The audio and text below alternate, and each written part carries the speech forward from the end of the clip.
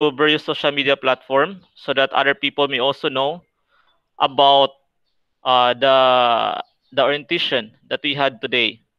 Okay. So with that being said, let us now formally start the presentation. So I will be presenting now my slide to you.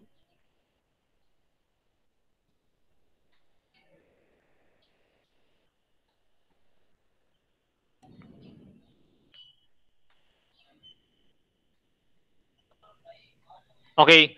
So do you see now the PowerPoint presentation? See, yes, yes, yes. Yes, Okay. Yes, sir. Yes, yes, sir. sir. Okay. So once again, good morning, everyone. Today we will be having a particular orientation about Republic Act 9165, but we will focus more on how to prevent drug abuse and, of course, control the effects of uh, drug addiction or drug abuse. Before we will proceed, allow me to present some of the major facts about drug abuse. So there are certain things that you really need to know about drug abuse, and hopefully you are aware with this one. I know for sure for some you have an initial idea about drug abuse or what we call drug addiction. So if we define drugs, drugs are simply chemicals that affect a person in such a way as to bring about physiological, emotional, or behavioral change. So take note, there are effects about when we take drugs. No, so it could be physiological, so our physical state, our emotional, and most of all, our behavior. Now, quote unquote, there are what we call dangerous drugs. There are good drugs, meaning these drugs are utilized simply for the purpose of curing a certain disease. However, there are also what we call dangerous drugs, and these drugs, from the name itself, dangerous, meaning it can cause harm to people, no, especially to young minds, no. So when we talk about dangerous drugs, these are those drugs that have high tendency for abuse. Take note, high tendency, meaning you will be hooked in, you will be dependent, no, meaning you will rely on these drugs. These substances may be organic or synthetic. Organic meaning it comes from, of course, our nature. And there are also processed drugs or what we call synthetic drugs. Again, that can cause harm to people who abuse this drug. Now, drugs are any substances or chemicals which, when taken into the body, it could be nasal. So it could be in the form of inhalant. So inhalant gani imong gihingos. Oral, from the name itself, oral, so taken through the mouth. Transdermal, meaning it can also be injected. And of course, kani psychological, emotional, and behavioral effects on a person. So again, we talk about the different effects about to the person: psychological, emotional, and behavioral.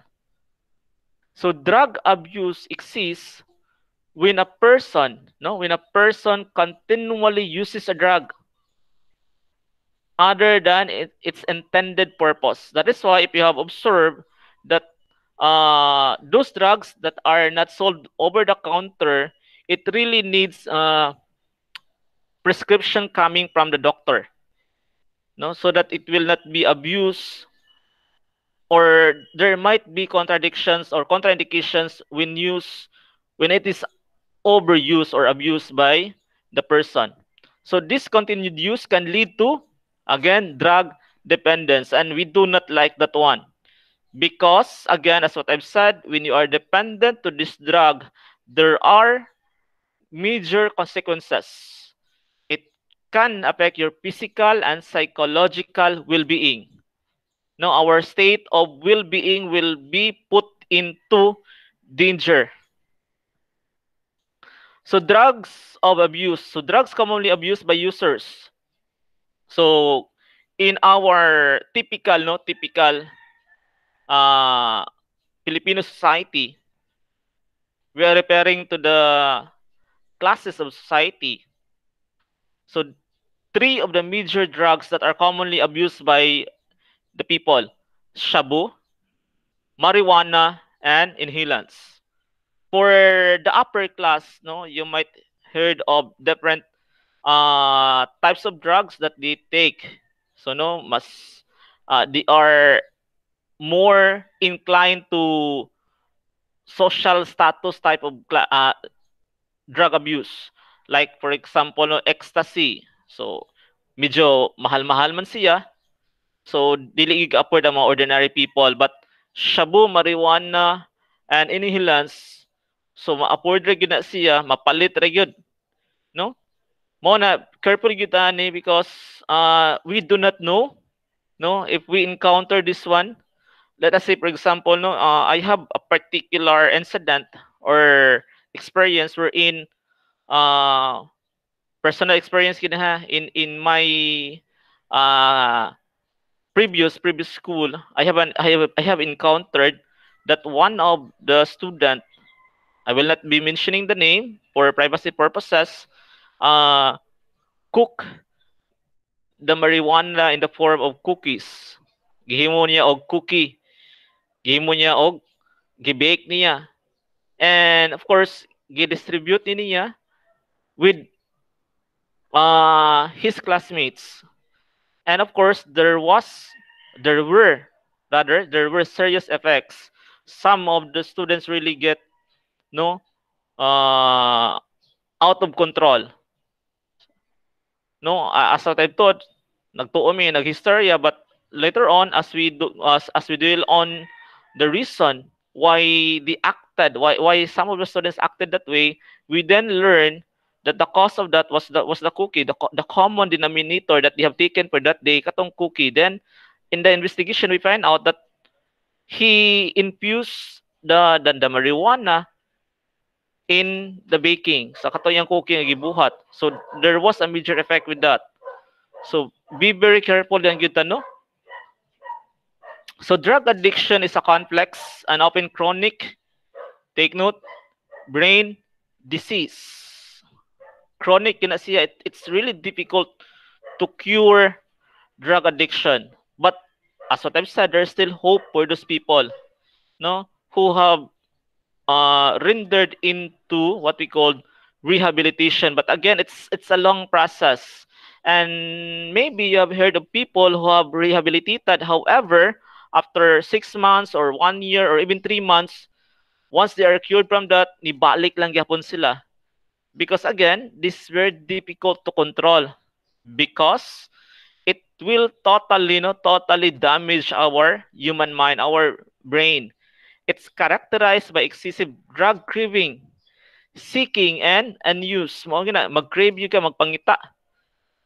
So addiction is caused by brain changes caused by constant drug use. So take note of that. So why we need to avoid these types of drugs? It could be inhalant, it could be oral, it could be transdermal. We should be very careful because it can really damage our brain. It can cause a disease with our human mind. So dependency. So when we talk about this drug addiction, is the concept of being drug dependent.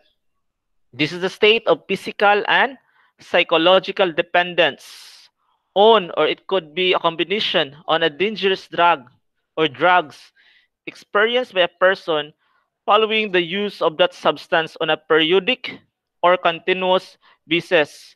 Ana mo, wala na effect na ko because periodic lang, panagsaraman ko. Take note, it can still have an effect. Later on, you will find out that though you are only using it in a minimized manner, but still, no, it will affect you. Dili siguro instant, but it will really affect your brain. A person dependent on drugs will experience withdrawal reaction.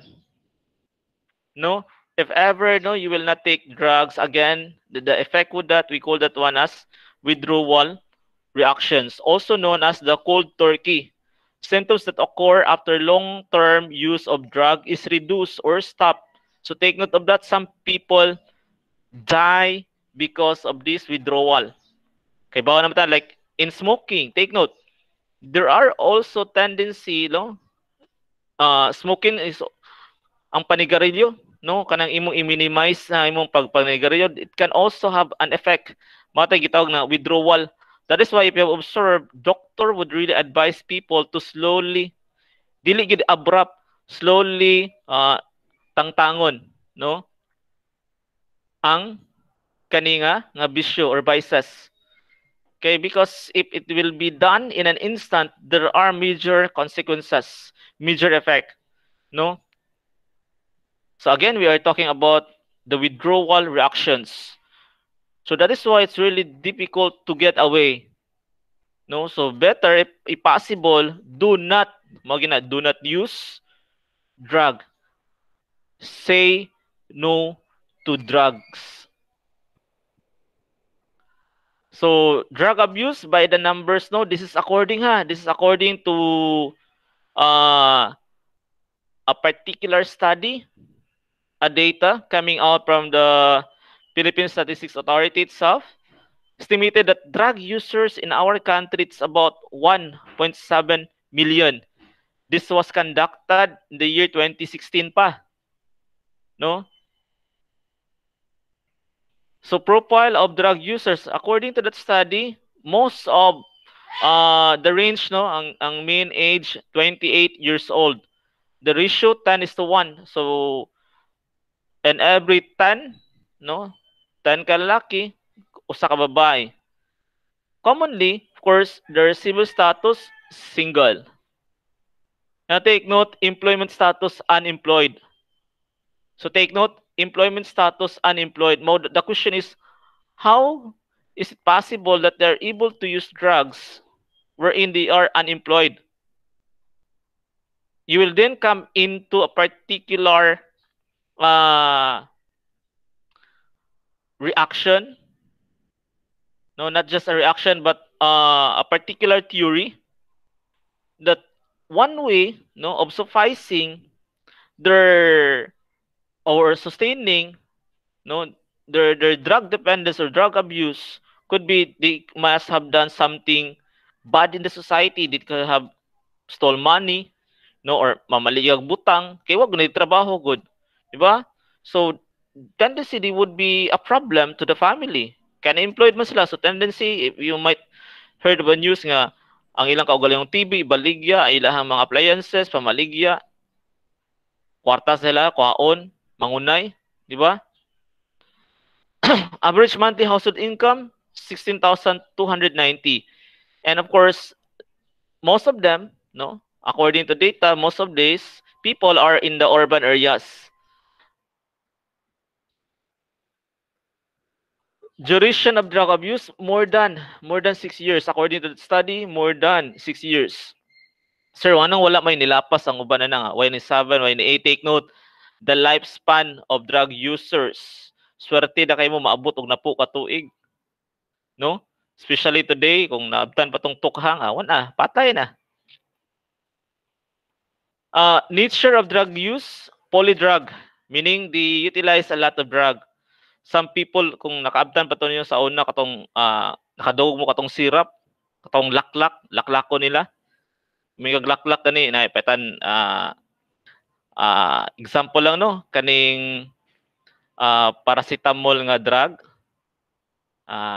Let us say for example kay Newsip nga syrup, laklak ang tawag, taken orally, usa ka botilya just to simply get high, or inhalant or transdermal.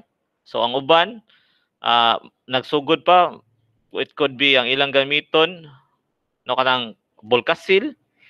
Ang uban rugby, kana sa mga bata, no, rugby na mga natin tawag nga rugby boys. Later on makaton sila marijuana, later on makaton sila shabu. Muna careful gina ato gina-inform nila nga be careful of this type of drug because it can really cause harm to people. Commonly abused drugs mo na ni number 1, according to the study, shabu gyud. You know, highly addictive gyud ni ang shabu. Again, one of the most highly addictive and of course available sa una. Hopefully karon dili na no because of the constant no effort of our government to really solve the problem of drug addiction. Mo na nagitay kampina na katong Oplan Tokhang. Of course cannabis and of course kana inhalants, matawag gitawag nga contact cement. So like rugby, Volcasil. So most commonly abused drugs under ill effects. So number one, shabu. So these are the effects of shabu, no? So if you observe, mo ni, mo gini yung sudlanan niya, na tutor, no? So we call that one as methamphetamine hydrochloride or shabu. Mura ra siyang tawas, no? So it's found to have harmful effects to the brain. It changes how the brain functions. Studies have shown that methamphetamine abusers have reduced motor skills, uncontrollable. Some of them would have resulted in uncontrolled mouth movement. Kaya mo kahit magpamaak bitaw, ang uban magpamaak silang ba. That's one sign that they are drug dependent, shabu dependent na sila. Magpamaak silang ba. And of course, impaired verbal learning. Take note, verbal learning. Mustatter ang ilahang pagsulti as a result of alterations in the activity of the dopamine, a neurotransmitter involved in reward, motivation, experience of pleasure, and motor function. So number one nga takihon niya ang dopamine, no, in our human brain. So there are names, no, that we called shabu. Careful ta na mo na, oy, paitatagtawas. Ang uban tawas ang tawag, commonly sa to ano, in our layman's term, bato. Paitag bato. Ang uban na katong mga mga middle class shabs ang tawag, shabs ang uban kay ice. Katubutawon mga people in the street, basura ang tawag. No, so these are the street names. So careful ta na, makadunggo kita paitag kristal na. So meaning shabu na ilaha, ilang paliton. Other adverse effects of methamphetamine. Severe dental problems, kabantay mo na, mahurot yun na ilang ngipon. Kanang mga adik-adik, mahurot. Ano of course kani anxiety, confusion. No, anxiety, confusion, that is why para mawala lang anxiety kinahanglan gyud sila musuyop. And of course kani insomnia, kabantay mo di gyud na sila makatug. Mood disturbances and of course kani pinaka one of the crucial effect of methamphetamine, violent behavior, magwild gyud sila.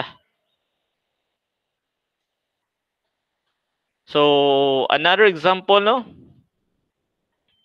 we have here cannabis sativa. People who have learned this one, five fingers, no? High class man ang gitawag nga five fingers kanang mag-ana kamot niya. So if you observe, lima yang tudlo, five fingers. Or marijuana, commonly known as marijuana. Marijuana use impairs a person's ability to form new memories and to shift focus. It is active component tetrahydrocannabinol, cannabinol rather, or what we call THC, also disrupts coordination and balance, posture, and reaction time. So experience commonly referred to as the spacing out. Mawala sila kalibutan, spacing out.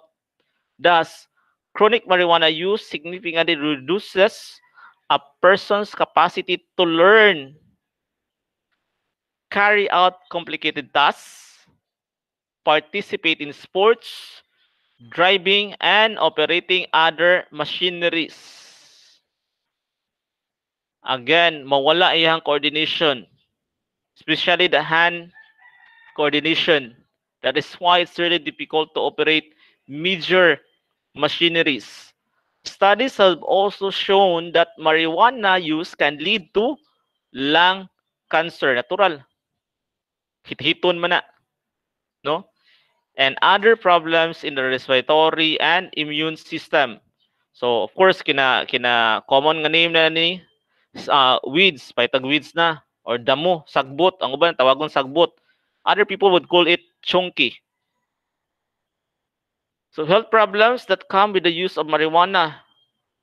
Problems with memory and learning. So number one, difficult kay na madal gyud mong mind. Distorted perception. As what I've said, it will affect your coordination. Mind and body coordination, it will affect your if you use marijuana.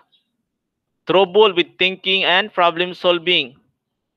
Again, loss of motor coordination. And of course, kani palpitations. So, no? Magpalpitate. Inhalants. So, mo ni may example sa inhalants. So, again, common lang gyud ato no kana rugby, Volcasil. Of course, kani siya kaning gas. Kanay solvent. Ang uban gamiton, grabe na gyud ang solvent no. Isog kay baho kanang gamiton pang connect sa duha ka PVC pipe. So the effects of inhalants are similar to that of alcohol. Slurred speech, lack of coordination, euphoria, and dizziness. Inhalant abusers may also experience light headedness, hallucination, and delusion. Magina effect niya, mag-hallucinate. Harmful and irreversible effects of inhalants include kani hearing loss, limb spasm, central nervous system or kani brain damage. Oh, maigsuon na nimo si Brenda.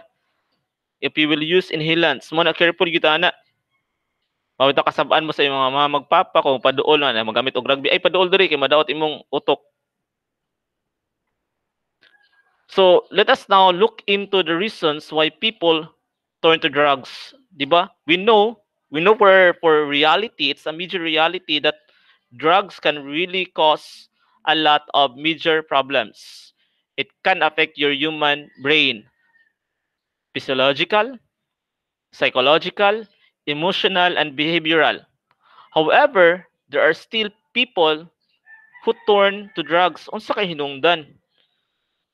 For all we know that man by nature is rational, di ba? May tag rational gani when we apply the concept of philosophy, we all know that people love, no, we human, no, we people, we constantly look for the truth, for reality, no, for wisdom.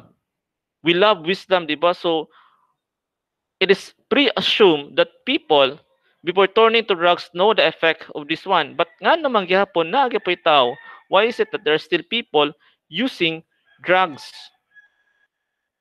Number one, family problems. Diba?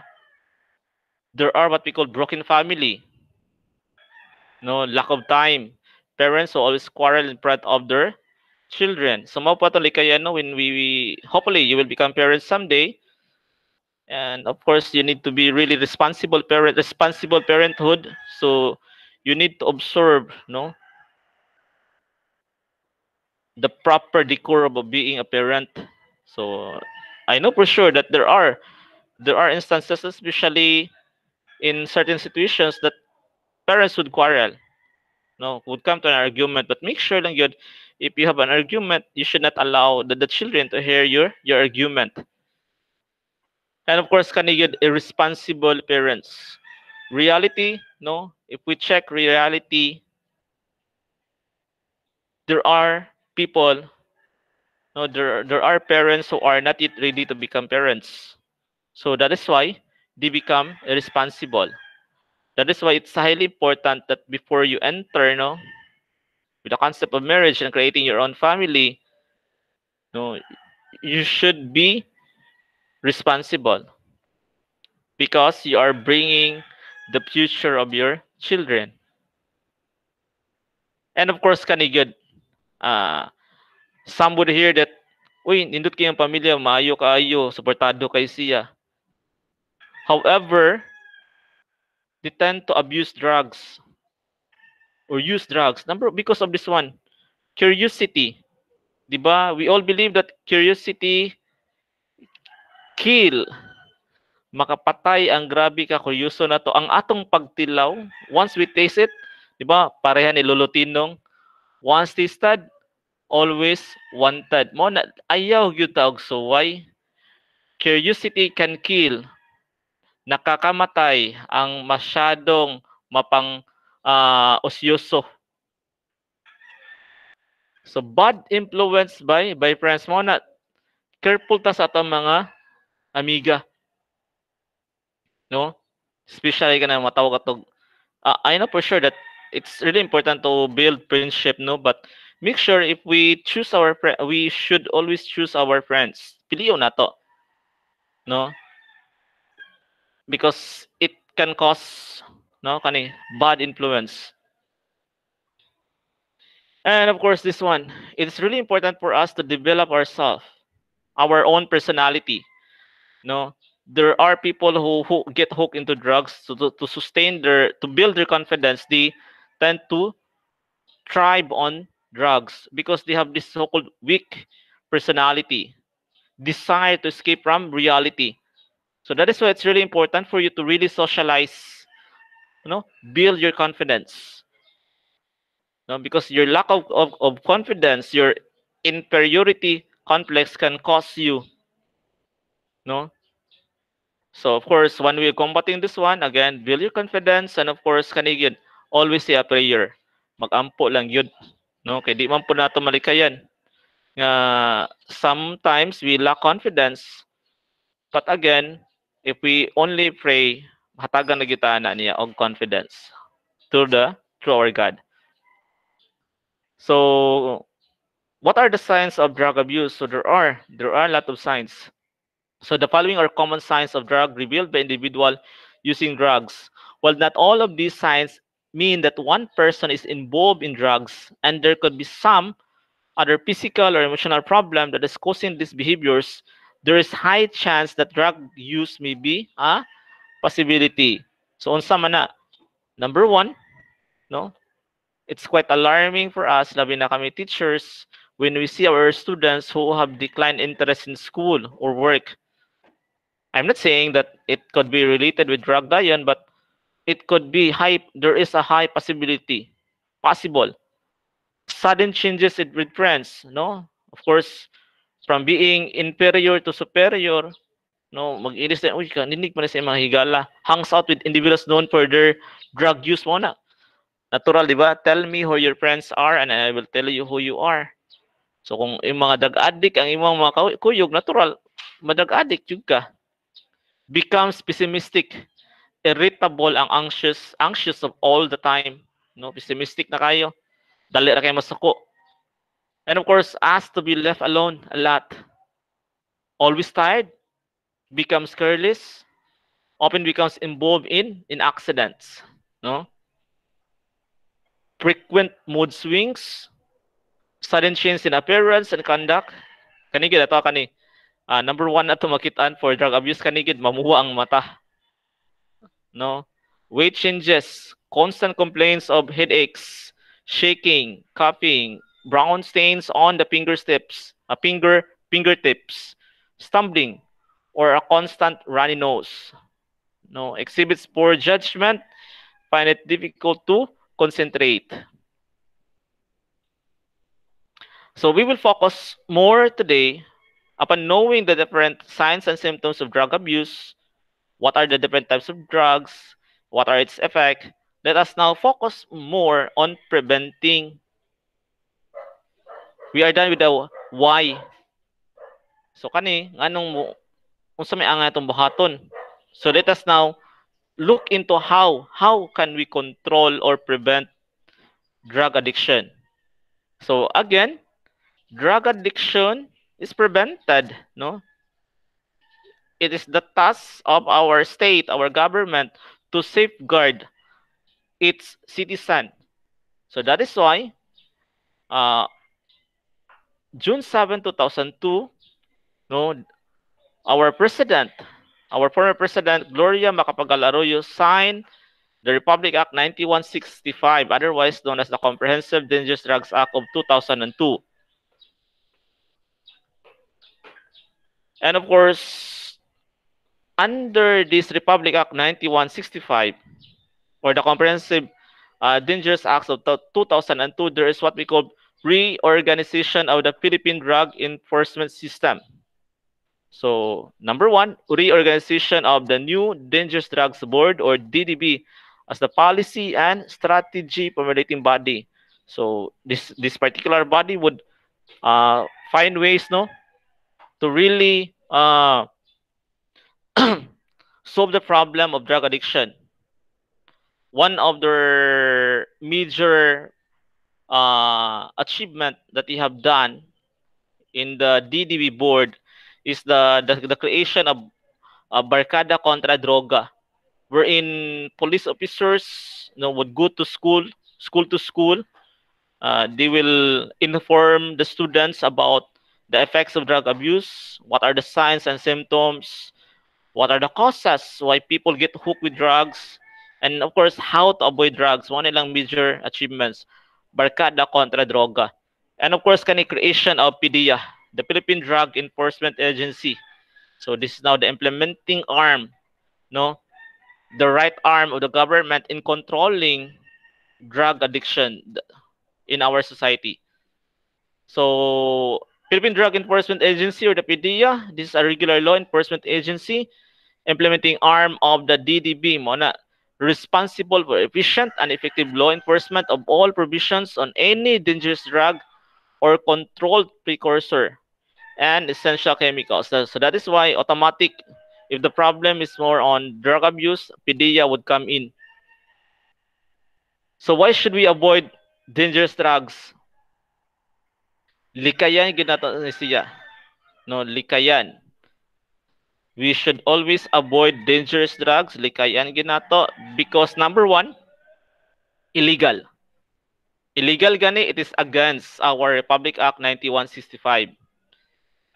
And of course, illegal man siya, automatic the sanction of the state is simply imprisonment. Mapreso jud ka. Second, siguro kung makaikyas ka sa balaod, but di you kaikyas because it will affect your health. Diba? Siguro makalikay-likay ka sa balaod pero di ka kalikay sa imuhang kaugalingon. You can escape the law but you cannot escape the reality that it can affect your health, your psychosocial, no, your spiritual well-being. So again, we should avoid drugs because it is illegal. It can affect our health, psychosocial, and spiritual well-being. IHPS. As easy as 1, 2, 3, 4. Illegal. It can damage our health, destroys our psychosocial and our spiritual well-being. Therefore, mga ito emphasize, no, drug abuse is everybody's concern. Meaning, we should take part in solving the problem, not just in solving the problem, but simply in preventing the problem. So, pili lang mo ani kung inyo ginambuhaton, no? Kung magdroga gay mo, tulo ra gay paingnan. Imprisonment because it's illegal. Damage our health, our brain, our social well-being. Mental hospital. And of course, kanigid, worst case scenario, death, RIP. So, laging tandaan, ang laban kontra droga ay laban ng buong bayan. Take note, ang laban kontra droga ay laban ng buong bayan. Makiisa na. Again, makiisa na tayong lahat. Thank you very much for listening. And of course, I will be uploading the file in the YouTube channel. I will be sending the link. There will be question posted, and this will serve as your final output for the first quarter. So it will serve as your fourth and last performance. Pandilasa ninyo, your fourth and last performance with my subject. It could be Introduction to Philosophy, Discipline and Ideas in Social Sciences, and Discipline and Ideas in Applied Social Sciences. So always remember, class, to be cool, be mindful. Just remember to have a cool mindset. And of course, we can solve the problem of drug addiction. Thank you for listening, and God bless.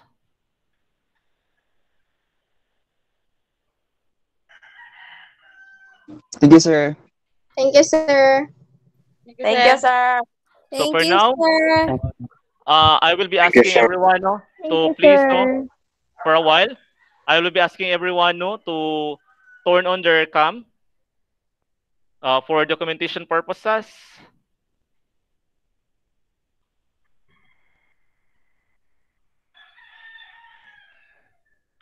Ready?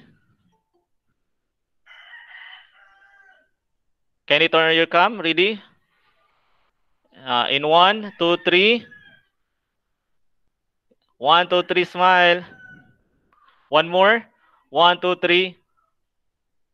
Okay. God bless everyone. Goodbye and more power. So again, makiisa laban sa droga. Goodbye everyone and God bless. See you around. Thank you, sir. Thank you. Thank Thank you, sir. Bye, sir. Thank you, sir. Bye-bye.